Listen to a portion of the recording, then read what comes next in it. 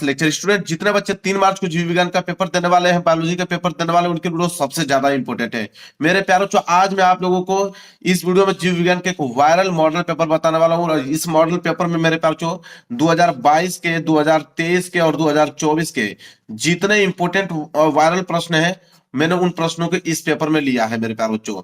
और इस पेपर की मदद से मेरे प्यारे बच्चों आप लोगों को पूर्णांक जो 70 नंबर है, तो 70 में मेरे प्यारे बच्चों 70 नंबर करके आप स्कोर आओगे।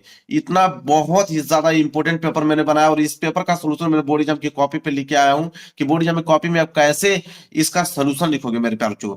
सारे मोस्ट इंपोर्टेंट क्वेश्चन इस वीडियो में कवर हो जाएंगे आपके इस पेपर के माध्यम से। आप जरूर जरूर पूरा का पूरा वीडियो देख लेना, ये वीडियो आपके लिए काफी हेल्पफुल रहेगी, और इस वीडियो के माध्यम से आप 70 में 70 नंबर लेकर आओगे। जो मैं कह रहा हूं बस मेरी बात मानिए, उसको ध्यान से आप पढ़िए मेरे प्यारे बच्चों। ये पेपर सेम टू सेम ऐसा ही बन के आने वाला है आपके एग्जाम में। अनुक्रमांक नाम यहाँ पे डाल लीजिएगा मेरे प्यारे बच्चों। नीचे यहाँ पे समय भी दिया रहेगा, 3 घंटे 15 मिनट का समय रहेगा आपको इस पेपर को हल करने के लिए। पूर्णांक 70 नंबर का रहेगा। निर्देश भी सेम यही रहने वाला है कि प्रारंभ के 15 मिनट परीक्षार्थियों को प्रश्न पत्र पढ़ने के लिए निर्धारित है, मतलब 15 मिनट आप इस पेपर को आप पढ़ोगे। दूसरा, ये सभी प्रश्न अनिवार्य है, इसमें जितने भी प्रश्न दिए गए सारे प्रश्न करने अनिवार्य है। तीसरा, की आवश्यकता अनुसार अपने उत्तरों की पुष्टि नामांकित रेखा चित्र द्वारा कीजिए। इसके बाद प्रत्येक प्रश्न के निर्धारित अंक उनके सम्मुख अंकित है, मतलब हर एक प्रश्न के आगे लिखा हुआ मिलेगा कि प्रश्न 1 नंबर का है, क्यों प्रश्न 2 नंबर का है, क्यों प्रश्न 4 नंबर का, क्यों प्रश्न 6 नंबर का है। जितना भी नंबर का होगा हर एक प्रश्न के आगे लिखा हुआ मिलेगा मेरे प्यारे बच्चों। पेपर आप लोगों का यहाँ से स्टार्ट हो रहा है। सबसे पहले आएगा बहुविकल्पीय प्रश्न मेरे प्यारे बच्चों। बहुविकल्पीय में पहला प्रश्न है कि सही विकल्प चुनकर अपनी उत्तर पुस्तिका में लिखिए। सबसे ज्यादा इंपॉर्टेंट प्रश्न इसमें लिया हूं, ठीक है। पूरे प्रश्न आपके एग्जाम में फंसने वाला है, इस बात का गारंटी है मेरा। पहला देखिए, कह रहा है कि टेपिटम परत का कार्य होता है। अब मेरे प्यारों जो टेपिटम परत का कार्य क्या होता है मेरे प्यारों जो, परागकणों का पोषण, ठीक है। क्या होता है? परागकणों का पोषण होता है। तो क का पहला राइट आंसर। देखिए कैसे लिखोगे इसको, इतने चीज को कैसे आप लिखोगे। सबसे पहले मेरे पास जो लिखोगे बहुविकल्पीय प्रश्न है। बहुविकल्पीय प्रश्न में लिखोगे प्रश्न उत्तर संख्या पहले का क। तो प्रश्न उत्तर संख्या पहले का क का आंसर क्या था? पहला। तो लिखोगे उत्तर पहला, परागकणों का पोषण। ऐसे लिखना है आप लोगों को। समझ में आ गया? मैं सब कुछ बताते चल रहा हूँ एकदम बिल्कुल, कि 1 नंबर आप लोगों का कट ना पाए एग्जाम में। सारे क्वेश्चंस फंसेंगे मेरे प्यार बच्चों, बस आप वीडियो को पूरा देखना। ख वाला मेरे प्यार जो है कि निम्न में से कौन एक अपर्दाहारी है, ठीक है। मतलब इसमें बताना इन चारों ऑप्शन में से कि अपर्दाहारी कौन है चारों में से मेरे प्यार बच्चों। तो वो है आप लोगों का केचुआ। क्या है? केचुआ। यहाँ पे ख का पहला सही है, तो आप लिखोगे प्रश्न उत्तर संख्या पहले का ख का उत्तर पहला केचुआ। ऐसे लिखना है मेरे प्यारे बच्चों, ठीक है। अगला है डेंगू, जिसे हड्डी तोड़ बुखार कहते हैं। तो डेंगू बुखार का वाहक है, मतलब किसके कारण मेरे प्यारे बच्चों डेंगू होता है? तो एडिस के कारण। किसके? एडिस के। ग का तीसरा जो है बिल्कुल राइट आंसर हो जाएगा। तो आप लिखोगे प्रश्न उत्तर संख्या पहले का ग, और फिर उत्तर लिखोगे तीसरा एडिज। ऐसे लिखना है मेरे प्यारे बच्चों। समझ में आ गया आप लोगों को? ग वाला है कि कौन सा एंजाइम डीएनए को विशिष्ट स्थान पर काटता है। तो कौन सा एंजाइम ऐसा है जो डीएनए को विशिष्ट स्थान पर काटता है? एंडोन्यूक्लियस, मतलब दूसरा वाला। घ का दूसरा सही है, तो आप लिखोगे कि प्रश्न उत्तर संख्या पहले का घ का दूसरा, ठीक है, एंटोन्यूक्लियस। ऐसे लिखना है मेरे प्यारे बच्चों। इसके बाद देखिए, अब आता है आपका अति लघुत्तरीय प्रश्न आता है। 1-1 नंबर का जवाब आपको देना होगा। प्रश्न उत्तर संख्या दूसरे का स्टार्ट रहेगा। दूसरे का क है कि शुक्राणुओं का पोषण प्रदान करने वाली कोशिकाओं के नाम लिखिए। कि शुक्राणुओं को कौन पोषण प्रदान करता है, उन कोशिकाओं के नाम लिखना। पैसे कैसे लिखोगे? अति लघुत्तरीय प्रश्न है। सबसे पहले देखिए यहाँ पे डालोगे कि अति लघुत्तरीय प्रश्न। अब देखिए यहाँ पे पेज आप लोगों का सिर्फ इतना बचा था, तो आप लोग चाहोगे तो अगले पेज से स्टार्ट कर सकते हो। मैंने यहाँ पे सिर्फ लिख दिया है, लेकिन आप लोग अगले पेज से लिखना।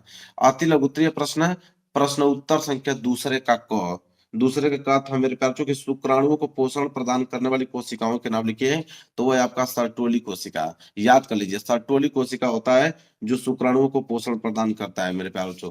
क्लियर है? चलिए, जब ये पेज भर जाए कोई दिक्कत नहीं। जब ये पेज भर जाए मेरे प्यारों, यहाँ पे आप पीटीओ लिख दीजिए। जब पेज भर जाता हो तो यहाँ पे लिख दीजिए आप पीटीओ, पेज टर्न ओवर, ठीक है। फिर इसका आंसर मेरे प्यारे बच्चों, अगले क्वेश्चन का आंसर आप पीछे दे दीजिए, क्या फर्क पड़ता है, ठीक है। ऐसे आपको करना है। इसके बाद देखिए अगला अगला प्रश्न क्या है? दूसरे का ख मैं दिखाता हूं आप लोगों को। देखिए प्रश्न संख्या दूसरे का ख इधर है। दूसरे ख है कि एमटीपी तथा जेआईएफटी, मतलब जिस्ट का पूरा नाम क्या है, ठीक है। पूरा नाम लिखना है, इसका फुल फॉर्म लिखना है कि एमटीपी तथा ZIFT का पूरा नाम लिखना है, आधे आधे नंबर मिलेंगे, एक नंबर पूरा हो जाएगा। तो आप लिखोगे प्रश्न उत्तर संख्या, देखिए ऐसे लिखोगे प्रश्न उत्तर संख्या दूसरे का ख। देखिए MTP का जो फुल फॉर्म होता है मेडिकल टर्मिनेशन ऑफ प्रेगनेंसी, जिसे गर्भपात कहते हैं। और एक होता है जिफ्ट, जिफ्ट का जो फुल फॉर्म होता है वो होता है जाइगोट इंटरफेलोपियन ट्रांसफर। देखिए हिंदी में लिख भी दिया होता है कि आप याद कर पाओ, जिगोट इंटरफेलोपियन ट्रांसफर होता है। ठीक है, क्लियर है मेरे प्यार बच्चों, ये दोनों बहुत ही ज्यादा इंपॉर्टेंट। देखिएगा यहाँ से एक फुल फॉर्म जरूर से जरूर आपकी एग्जाम में पूछेगा। ठीक है, जरूर से जरूर, बस आप तैयार कर लीजिए। ग वाला है कि आनुवंशिकता की इकाई क्या है, बहुत ज्यादा इंपॉर्टेंट है। आनुवंशिकता की इकाई क्या है, ग वाला। तो इसका उत्तर लिखो प्रश्न उत्तर संख्या दूसरे का ग। आनुवंशिकता की इकाई जीन कहते हैं, क्या कहते हैं उसको, जीन कहते हैं। क्लियर है, आगे आइए घ वाला। आनुवंशिक कूट में कितने प्रकूट, जिसे कोडान बोलते हैं, त्रिक होते हैं। तो आनुवंशिक कूट में कितने प्रकूट या त्रिक होते हैं मेरे बच्चों, एक नंबर के लिए प्रश्न है। घ वाला है तो आप लिखोगे प्रश्न उत्तर संख्या दूसरे का घ। ठीक है, उत्तर लिखोगे 64 कोडान होते हैं। कितने मेरे प्यारे बच्चों, 64 कोडान के या प्रकूट के, ये दोनों बातें एक ही हैं। 64 कोडान होते हैं। मालूम चल गया ना, आनुवंशिक कूट में कितने होते हैं, 64 कोडान होते हैं। अगला प्रश्न है कि वाहित मल क्या है। ठीक है, अड़ा वाला प्रश्न है, वाहित मल क्या है। तो इसका उत्तर कैसे लिखोगे, देखिए इसका उत्तर लिखोगे प्रश्न उत्तर संख्या दूसरे का अड़ा। वाहित मल वह अपशिष्ट पदार्थ है जो पाचन तंत्र से बाहर निकाला जाता है। ठीक है, समझ में आ गया, वाहित मल वह अपशिष्ट पदार्थ है जो पाचन तंत्र से क्या होता है, बाहर निकाला जाता है। क्लियर है मेरे प्यारे बच्चों, चलिए आगे बढ़ते हैं अगले प्रश्न की तरफ। अब आएगा अगला प्रश्न, यहां से लघुत्तरीय प्रश्न पहला स्टार्ट होगा। लघुत्तरीय प्रश्न पहला, तीसरा प्रश्न उत्तर तीसरे का क है। तीसरे का क है कि अफीम क्या है, यह किस पौधे से प्राप्त होता है। दो नंबर के लिए प्रश्न है कि अफीम क्या है, यह किस पौधे से प्राप्त होता है। तो आप देखिए उत्तर लिखोगे लघुत्तरीय प्रश्न फर्स्ट, प्रश्न उत्तर संख्या तीसरे का क, कि अफीम क्या है, यह किस पौधे से प्राप्त होता है, उसका उत्तर लिखोगे। देखिए उत्तर यहाँ पे डालोगे, लिखोगे कि अफीम एक प्राकृतिक पदार्थ है जो अफीम के पौधे से प्राप्त होता है। तो अफीम के पौधे से ही प्राप्त होगा, ये बात तो आपको मालूम हो गया। इस पौधे के फल से दूध जैसा सफेद तरल निकलता है, मतलब दूध जैसा सफेद तरल पदार्थ निकलता है अफीम के पौधे से, जिसे काट कर सुखाया जाता है। और इस सूखे हुए पदार्थ को ही हम क्या कहते हैं, अफीम कहते हैं। और अफीम में कई प्रकार के, ठीक है, कई प्रकार के अल्कलॉइड होते हैं, जिनमें मार्फिन, देखिए ये नोट कर लीजिए, जिनमें मार्फिन, कोडीन आदि जो है प्रमुख हैं। ठीक है, ये जो मार्किन कोडीन है ये अल्कालाइड होते हैं। ठीक है, इतना पॉइंट आपको लिखना है मेरे प्यारे बच्चों। क्लियर हो गया, एग्जामिनर आपको दे देगा मेरे बच्चों 2 नंबर, बिल्कुल आसान आंसर लिखा हूं, 2 नंबर आराम से उठा लोगे। इसके बाद खवला है कि क्लाइनफेल्टर क्या है, क्लाइनफेल्टर एवं टर्नर सिंड्रोम में गुणसूत्रों की संख्या होती है, 2 नंबर के लिए है। तो इसका उत्तर लिखो प्रश्न उत्तर संख्या तीसरे का ख। ठीक है, तो पहले क्लाइनफेल्टर सिंड्रोम हेडिंग डालोगे, क्लाइनफेल्टर सिंड्रोम हेडिंग डालोगे और लिखोगे कि क्लाइनफेल्टर सिंड्रोम क्या होता है, कि इस सिंड्रोम में पुरुषों में एक अतिरिक्त यक्स गुणसूत्र होता है, अर्थात इनमें कुल 47 गुणसूत्र होते हैं, XXY। क्लियर है मेरे प्यार बच्चों। टर्नर सिंड्रोम क्या होता है, एक लाइन के गैप छोड़ के लिखोगे टर्नर सिंड्रोम, लिखोगे कि इस सिंड्रोम में महिलाओं में एक्स गुणसूत्र होता है, इसमें पुरुषों में एक अतिरिक्त यक्स गुणसूत्र होता था। लेकिन इसमें क्या है कि इस सिंड्रोम में महिलाओं में से एक यक्स गुणसूत्र की कमी होती है, अर्थात इनमें कुल 45 गुणसूत्र होते हैं। ठीक है, चलिए क्लियर हो गया मेरे प्यार बच्चों। तो आपको समझ में आ गया कि क्लाइनफेल्टर सिंड्रोम क्या होता है, इधर क्या होता है टर्नर सिंड्रोम क्या होता है, दोनों टॉपिक आपको समझ में आ गया। चलिए यहाँ से 2 नंबर क्या हो गए आपके, बिल्कुल पक्के हो गए। अब इधर बढ़ते हैं, इधर आंसर देखिए क्या लिखा गया है, तीसरे का ग हो। देखिए क्या है, पहले प्रश्न पढ़ते हैं तीसरे का ग।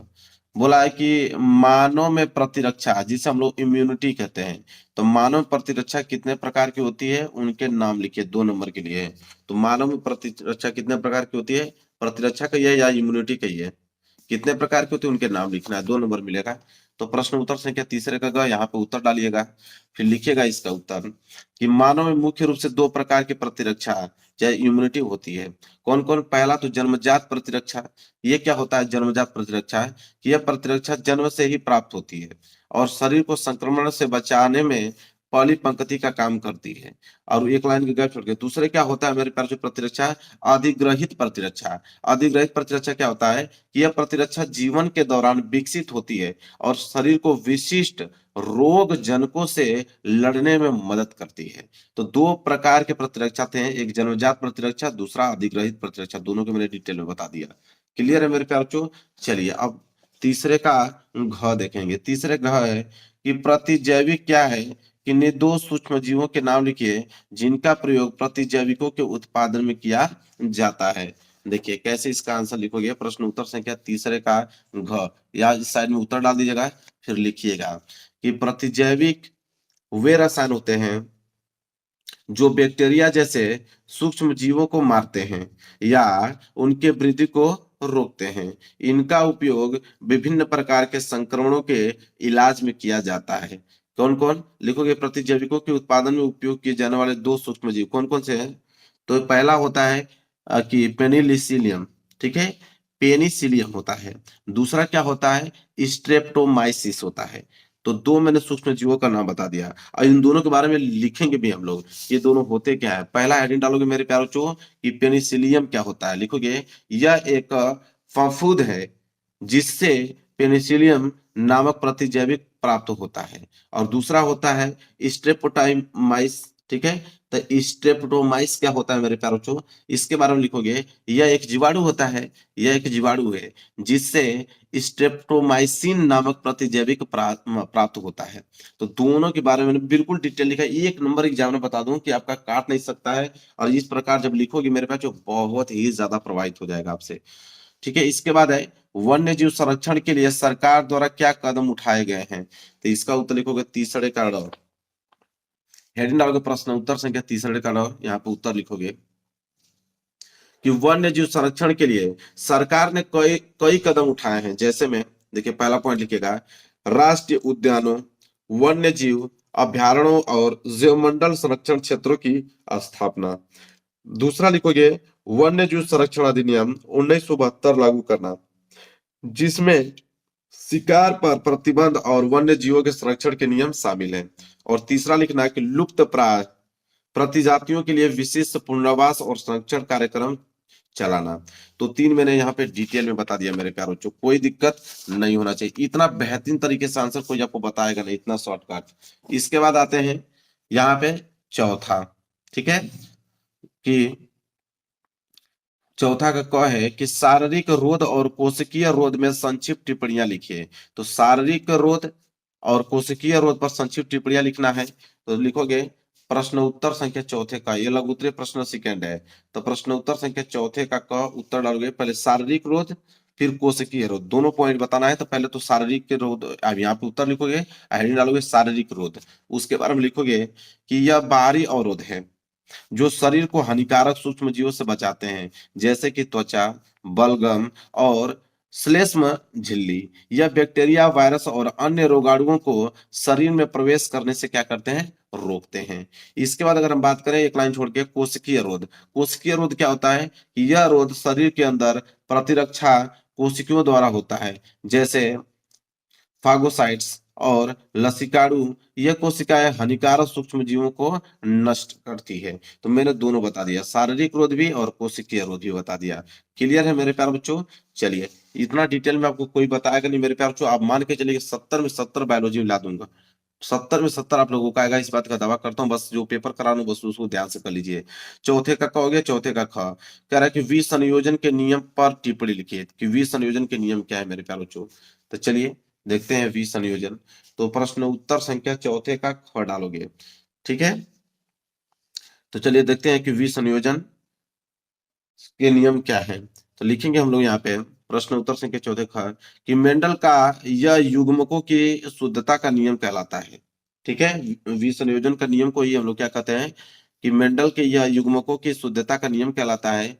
किसी, देखिए लिखेंगे किसी लक्षण को संतति तक ले जाने वाले कारक अलग अलग हो जाते हैं तथा यह कारक अगली पीढ़ी में जाने से पूर्व पुनः युग्मक बनाता है। इस कारण माता तथा पिता के कारण संतति में अपना प्रभाव दिखाते हैं।